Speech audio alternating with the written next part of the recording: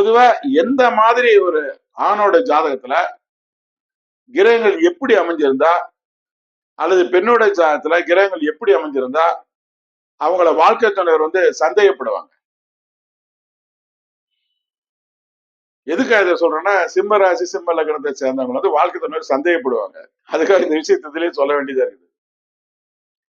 லக்னத்துல இருந்து 5, 7, 11 ஆகிய இடங்கள்ல சுக்கிரன், சனி, செவ்வாய் இவங்க 3 பேர் இணைஞ்சு இருந்தா அல்லது அந்த 3 இடங்கள்ல இருந்து ஒருத்தருக்கு ஒருத்தர் பார்த்துக்கிட்டா அந்த மாதிரி ஜாதகரை வாழ்க்கை துணைவர் சந்தேகப்படுவாங்க.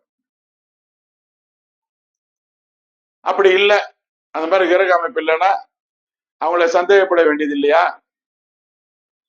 அந்த மாதிரி கிரக அமைப்பு இல்லைன்னா அவங்கள மத்தவங்க சந்தேகப்பட மாட்டாங்க. அவங்க உண்மையானவங்கலாம் நான் சொல்ல வரல. அந்த கிரக அமைப்பு இருக்கவங்கள மத்தவங்க சந்தேகப்படுறாங்க. ஆனா அந்த மாதிரி இல்லைன்னா அவங்கள கண்டிப்பா மத்தவங்க சந்தேகப்பட மாட்டாங்க.